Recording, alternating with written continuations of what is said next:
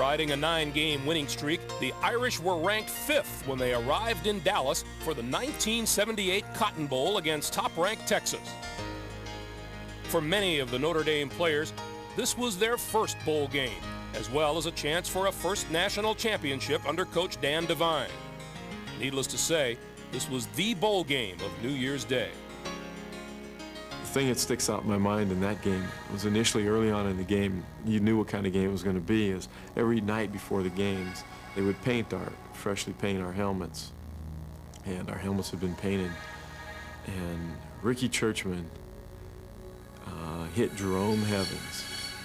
And all I remember seeing in the sunlight was just this gold dust flying through the air and just sparkling everywhere.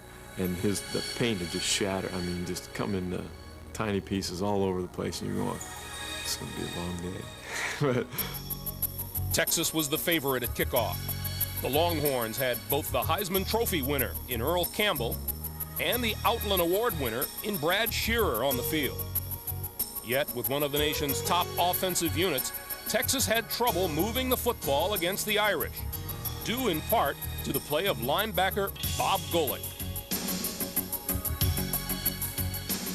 Our defense played great. Bob Golick, probably played one of his greatest games ever as a middle linebacker. It was like two bulls meeting in the field at full speed, and Bob ended up winning the battle in the long run.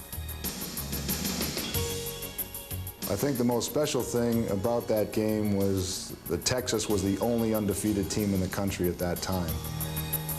With the Irish defense having met the challenge of the Longhorns, the offense now turned to Joe Montana to lead them to a national championship. Montana replied with a balanced attack. Jerome Heavens and Vegas Ferguson each ran for over 100 yards, and Terry Urick scored a pair of touchdowns.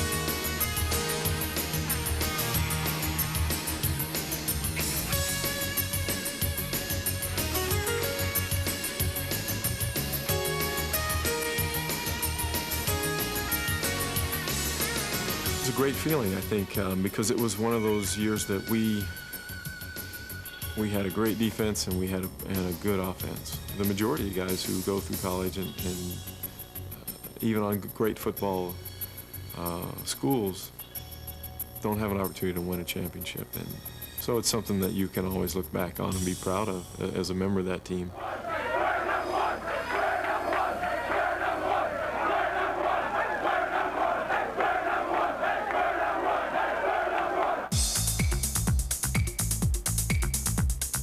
With his senior year still remaining, Joe saved some of his best for last. With the team off to a slow 2-2 start, Montana turned a 17-7 deficit against Pittsburgh into comeback victory number 5, passing for 218 yards and 2 touchdowns, most of it taking place in the game's final 13 minutes.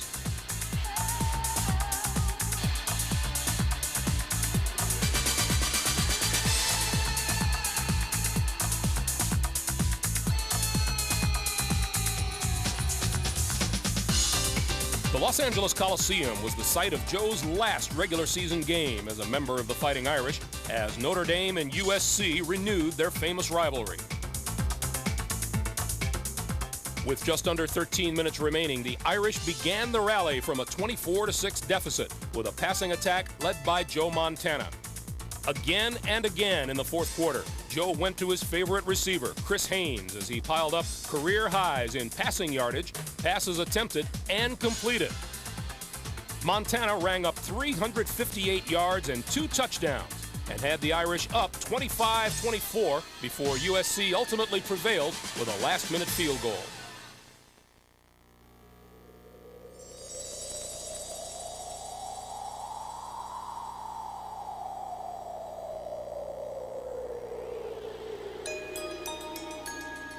I think the wind chill was down to like 30 below, or I mean, it was just something just really atrocious to play football in.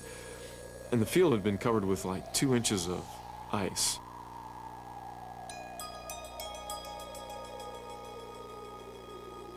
We were warming up and this golf cart's going back and forth all around the field. And we're going, what the heck's this guy doing?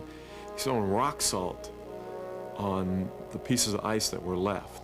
I mean, I was one scab on both my arms, probably from my elbow halfway up my wrist, on both elbows, and on my knees. They had to cut my pants and my jersey off. You know, everybody wanted to win it, but everybody was looking at the clock, stay in bounds, you know? Oh, don't go out of bounds. What is that guy doing?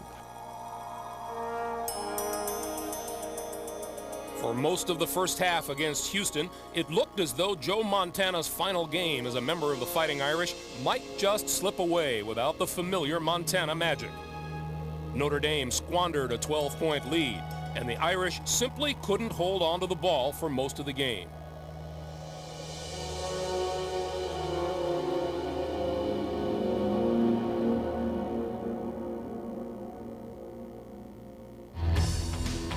Trailing 34-12 midway through the final quarter, the Irish began their comeback. Playing with hypothermia, Joe spent the second half shuttling between the field and the locker room, where the medical staff fed him chicken bouillon between possessions. Thus, this game became known to many as the Chicken Soup Bowl. And now, with the wind at their backs, the Irish put their first points on the board since the first quarter.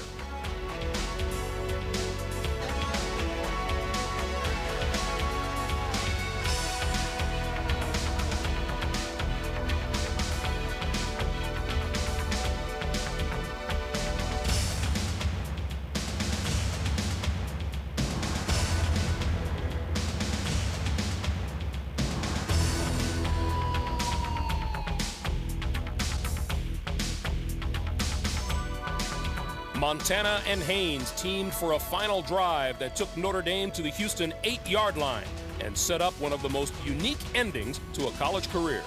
It's kind of a unique kind of thing that happened, too, is we ended up throwing this pass, and I missed it the first time, so I wanted to run it again, and I ended up signaling back, and he said, okay, run it. And so we ran again, and we throw the ball down low and away in hopes that we might have another play. But Chris Haynes makes a great catch in the corner of the end zone for the touchdown. Although the national championship didn't hang in the balance as it had at the previous year's Cotton Bowl, this New Year's Day victory, or comeback number 7 as many Notre Dame alumni refer to it, almost seemed to count for more. What it did was to close out the college career of Joe Montana, one that saw him finish as Notre Dame's 3rd leading passer behind Joe Theismann and childhood idol Terry Hanratty. And although he finished among impressive company, it hit home that his football career was once again in someone else's hands. That's when I sat there and thought about it, that it was over, and then you start wondering about your career. I had graduated in December, so I was finished completely. And you start wondering what you're going to do, where you're going to go, and looking forward to the Hula Bowl, and then on to Japan, and start worrying about your career at that point.